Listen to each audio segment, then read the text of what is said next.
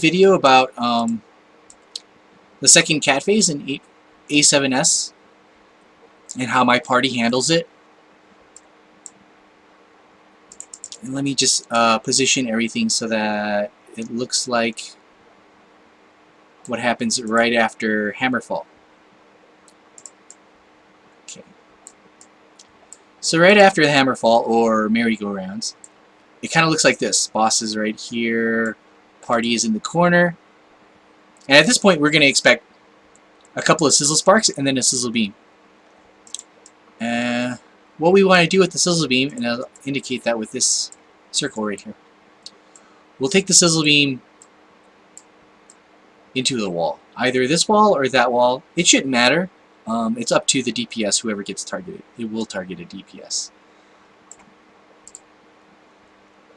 And at that point, he's going to do healer fire. Now, he doesn't do two things at the same time. Every boss fight in the game, the boss does one thing at a time. So it's going to be sizzle beam and then healer fire. Don't expect them to both go off at the same time. So I will indicate healer fire, part of the group, and what we're going to do is we're going to move the group. Don't do that.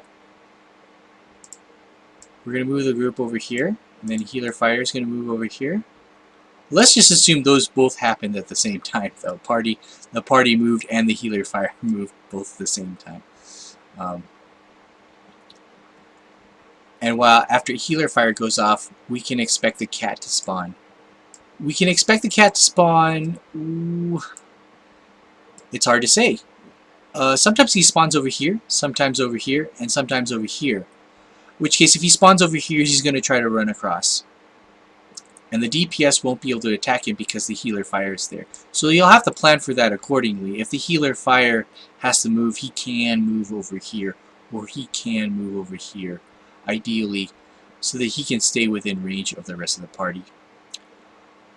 The healer fire's main priority, though, is to keep themselves alive more than the party. If they can provide support heals, but their main priority is to not die. So they're just probably going to run away and hide in the corner somewhere if the cat spawns close to the center. If the cat has to be fought in the center, I should say. Well, let's say for simplicity's sake, though, the cat spawns up here and he runs down. The main tank is going to have to monitor where the cat is. We'll have to update him if he doesn't know where the cat is. The cat will spawn, or the cat will come down here. The boss will have to run this way. If the cat comes from here, the boss will have to run that way.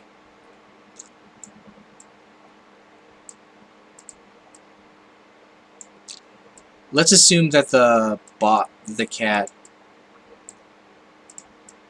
spawned from up here, and he ran down this way.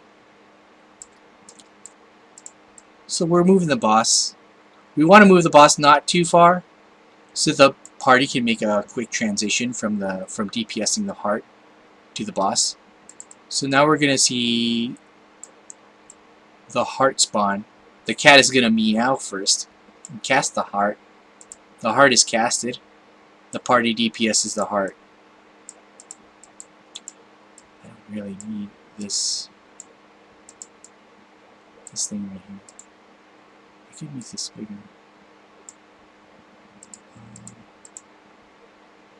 I want to make...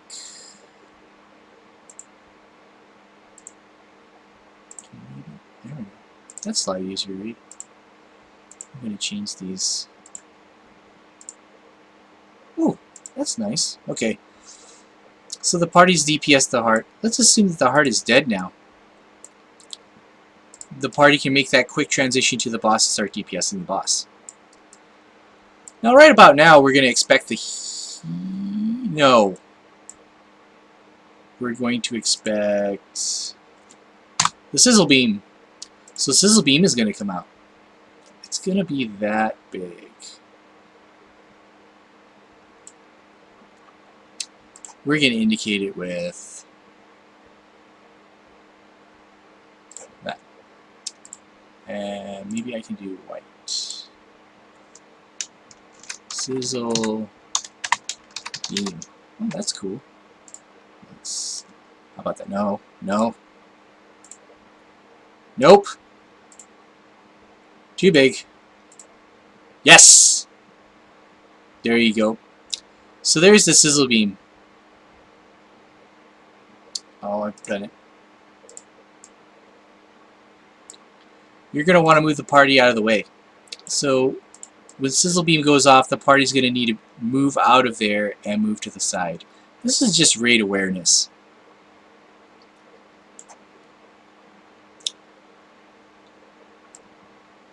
Now that target should not need too much healing. That target, whoever got hit by sizzle beam, has to worry about balls, and that's it. There was no sizzle spark ahead of that, so there's no damage down. Let's assume that the sizzle beam is gone. About 3 seconds after that, it's going to be healer fire again. So let's bring the healer fire down here. Again, stay away from that healer fire. It'll get called out. The party will have to move around and avoid balls once again. Now the actual hardest place to dodge balls from is the center, because you've got balls coming from either direction, any direction, all directions, which is why healer fire's biggest priority is just staying alive, dodging balls. The easiest place to dodge balls from is the corner. And let's face it, nobody's going to be in the corner. The corner's too far from anything. The second easiest place to dodge balls from is actually the wall. If you just pick the wall, you can see balls coming from any direction. And dodging balls is simply a matter of sidestepping from one direction to the other. You just have to remember to sidestep wide.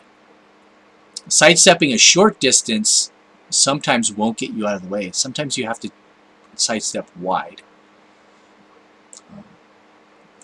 So, healer fire's gone out.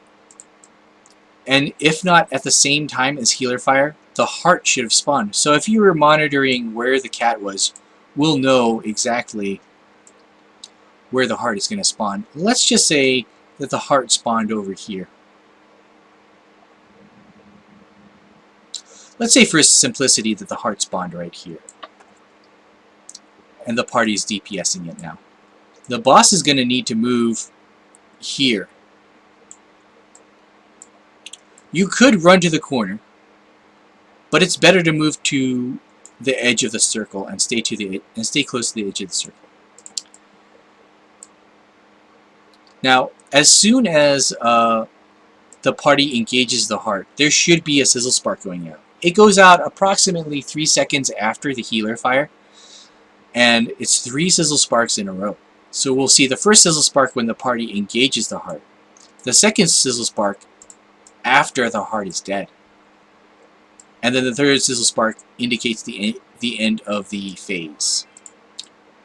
And what I like to do is move when the second sizzle spark is going out. You can't go any time before that because healer fire is still on.